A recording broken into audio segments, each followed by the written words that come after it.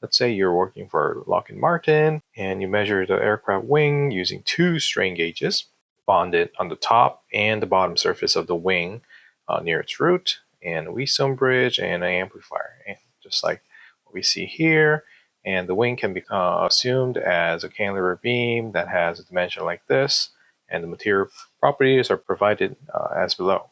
Here we have 5-volt DC voltage applied, and a nominal value of resistance was 120 ohm, and we had a variable resistor over there. And differential amplifier circuit had a gain of 200 over here, and this is the voltage we are measuring. So the first question here was the actual resistance values of the strain gauge on the top and the bottom. The top here was 122 ohm, and the bottom was 124.4 ohm. And the resistor R, this is exactly 120. Then what should value of this variable resistor? So this times that, and these two, multiplication of those two need to be equal. So it's 122 times RV is 124.4 times 120, right? So by doing this simple math, you can find RV is 122.36, I believe. Okay, and when you're trying to balance, you are not adding these. It's not addition. Nope, it is multiplication. Right? I also remember some of you try to find an average of these and put over there. That's not the case. So in order to balance a Wheatstone bridge, values cross each other, multiplication of those and these need to be the same. All right? Okay. And the next part was, what's the output voltage V out bar here when the bridge is perfectly balanced? And the answer is 0 volt. That's basically the definition of this circuit being balanced. Okay? And then we assume the Wheatstone bridge is balanced now, and the bridge output after amplification was 5 millivolt. When a point load P towards the ground perpendicular to the wing was applied at its tip. So if we had a wing like this, then there was a load P applied like that. All right? So in this case, we would like to find the strain value, and the strain is 2 times delta V over VE. That whole thing is divided by the F, right? And the important thing is the coefficient we have is number 2 because we have 2 Wheatstone bridges applied at the wing. Like for example, we have one applied here and one other one applied there. So this is a half bridge, so we need to have number 2 over there. And the value here is going to be what? It's the voltage. This guy, no. It has to be 5 millivolt, which is 10 to the negative 3, divided by 200. This value needs to be in here.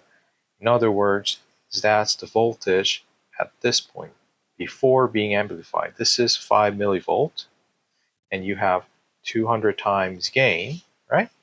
Gain was 200 times. So the voltage before amplification, or right after, or between these 2 points from the Wheatstone bridge is what? 5 millivolt divided by 200. So that is going to be in here, and the E is what? It's 5 volt, I believe. Yes, 5 volt DC was applied, so we have 5 volt going in here. And gauge factor is provided as 2, so we have number 2 there. Okay, so if you put all the numbers in there, this is the strain value you obtain, or micro epsilon, you can put it like that as well. Okay, and estimate the resistance change of the strain gauge. So again, the strain is delta R over R. That whole thing is divided by F. Right?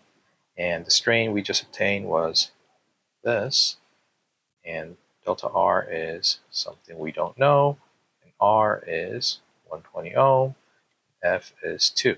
So after you do the math, delta R should be something like 1.2 10 to the negative 3 ohm. It's a very small value. All right? And then the strain, the actual length change in the wing in millimeter, strain is defined by delta L over L, right? And from here we have 5e to the negative 6 is delta L millimeter over the overall length, which is 10 meter.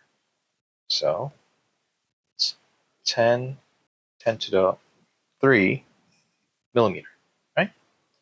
So from here, delta L should be something like that. Okay?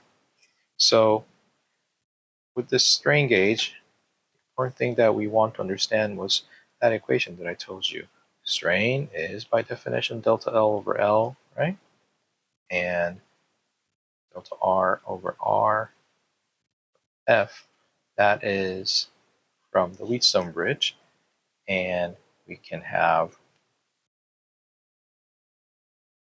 F, and the coefficient here depends on whether the Wheatstone bridge is a quarter bridge, a full bridge, or half bridge, right? So you may have 4, 2, or 1 depending on the configuration. And the important thing to note is what? This value is before amplification. We need to find the voltage at that point. Okay, so if you know how to use this simple equation, then all of these problems should be pretty straightforward.